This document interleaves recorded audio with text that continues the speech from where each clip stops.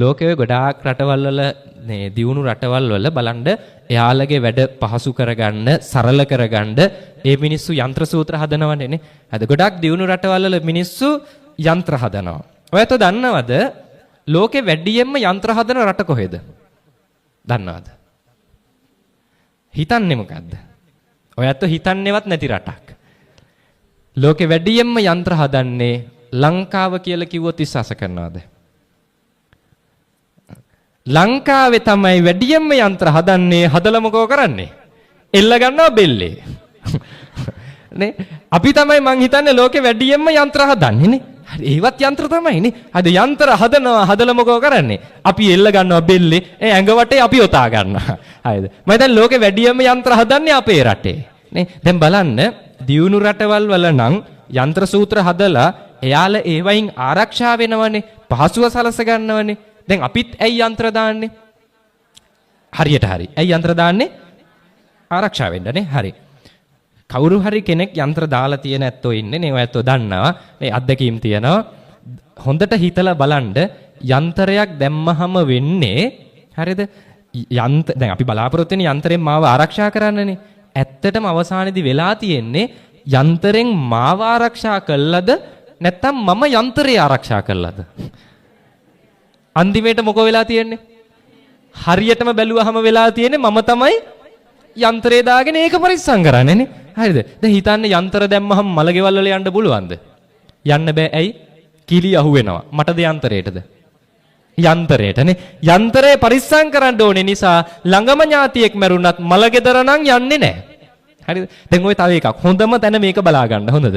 ওই යන්ත්‍ර දැම්මම මස් මාළු කන්න පුළුවන්ද? කන්න බෑ. හරිද? යන්ත්‍ර දානවා. දැන් මස් මාළු කන්න බෑ. දවස් 2-3ක් ඉන්නවා ඉඳලා බැරිම තැන මොකෝ කරන්නේ? එතනින් හිතා ගන්න මොකද්ද වෙන්නේ කියලා. හොඳද? යන්ත්‍රයෙන් මාවද පරිස්සම් වෙන්නේ මමද යන්ත්‍රේ පරිස්සම් කරන්නේ නේ. ඔය මස් මාළු නොකා ඉන්දියාවෙන් පස්සේ ඇරියස් එනවද නැද්ද? ඇරියස් එනවා. මම ඔබට යෝජනා කරනවා කවමදාවත් බෞද්ධ නිසා කියලා නම් මස් මාළු කන එක නවත්තන්න එපා. බුදුහාඳුරෝ එහෙම යෝජනාවක් කළා නෑ. කවමදාවත් ශරීරයට විස නැති ආහාරයට ගන්න එක බලෙන් නවත්තන්න එපා. එහෙම වුණොත් ඇරියස් එනවද නැද්ද?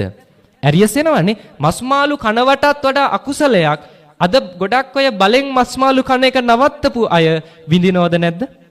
විඳිනවා. දැන් හිතන්න ගෙදරක එක්කෙනෙක් මස් මාළු කන්නේ නැහැ. හරිද? දැන් පළවෙනි දවසේ දෙකේ ප්‍රතිපත්තියක් විදිහට අවංකවමයි කරන්නේ. උපරිම දවසයි දෙකයි. දවස් 3-4 යද්දි දැන් ඉන්නම බෑ. හැබැයි දැන් නවත්තපු නිසා ලැජ්ජාවට කන්නත් බෑ. එතනින් එහා මොකෝ වෙන්නේ? ඇරියස් එනවද නැද්ද? ඇරියස් ගොඩ හිතේ පිරෙනවානේ. හරිද? ගෙදර අය මස් මාළු ඩිංගක් ගෙනාවත් මොකෝ වෙන්නේ? අරයට බලාගෙන ඉන්න බෑ. කේන්ති යනවද නැද්ද? කේන්ති යනවා. මස් මාළු ගේන වාරයක් පාසා මස් මාළු නොකන කෙනා කන කෙනාටත් එක්ක බයිනවද නැද්ද? බයිනවා. ඒ ලැබෙන අකුසලය, ඒ බැනලා එකතු කරගන්න අකුසලය මස් මාළු කෑවනම් ලැබෙනවද? ලැබෙන්නේ නැහනේ. ඒ නිසා මම ඔබට යෝජනාවක් කරනවා බෞද්ධ වුණා කියලා කන බොන එක නවත්තන්න එපා. හැබැයි ඔබට අයිතියක් තියෙනවා කවුරු හරි කෙනෙක් මස් මාළු කන්න කැමති නැත්තම් පුද්ගලිකව කැමති නැත්තම් අතරින්න. බෞද්ධ නිසා කියලා අතරින්න එපා. බලෙන් හිර වුණොතින් ඇරියස් එනවානේ. ඒ ඇරියස් ආවන් පස්සේ තමයි කඩගානේ ගිහිල්ලා නේ මස් රස සෝයා මීට් ගේන්නේ නේ. හරිද? සෝයා මීට් වලින් මස් එකේ ඇරියස් එක යවනවානේ. දැල්ලෝ රස සෝයා මීට් ගේනවා. ඔය සමහර අය ඉන්නවනේ කෑලි කන්නේ නැහැ හොදි කනවා. කෑලි කන්නේ නැහැ හොදි වලින් ඇරියස් එක පිට කරනවා. එහෙම ඉන්නවනේ. හරි. යන්ත්‍ර දැම්මහමත් එහෙම වෙනවානේ. දවස් 2-3යි උපරිම ඉන්නේ. ඉඳලා බැරිම තැන මොකෝ කරන්නේ? මරු වැඩක් කරන එතනත් නේ. යනවා බුදුන් වඳින තැනට. ගිහිල්ලා ගලවනවා යන්ත්‍රේ. ගලවලා තියනවා බුදුහාමුදුරන්ගේ එහා පැත්තෙන්. බුදුහාමුදුරෝ ජීවිතේට මේ යන්ත්‍ර ගැන දේශනා කළා නැහැ.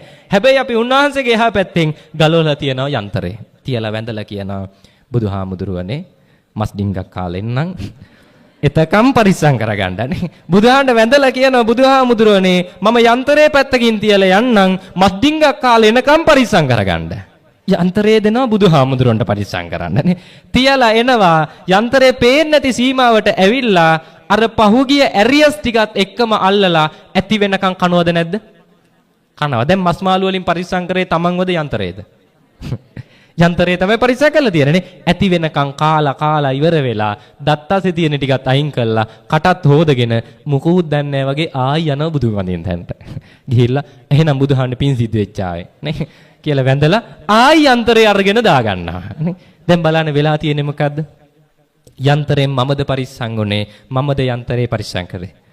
මම තමයි යන්ත්‍රේ පරිස්සම් කරේ. මම ඔබට යෝජනාවක් කරනවා ගෝත්‍රික වෙන්න එපානේ. බුද්ධ දේශනාවේ තියෙන්නේ ඔය කිසිම ක්‍රමවේදයක් බුද්ධ දේශනාවේ නැහැනේ. හරිද? ඒ නිසා ඔබට ආරාධනා කරනවා කැමති කෙනෙක් පිළිගන්න, කැමති කෙනෙක් අතාරින්න බුද්ධිමත්ව හිතන්නනේ.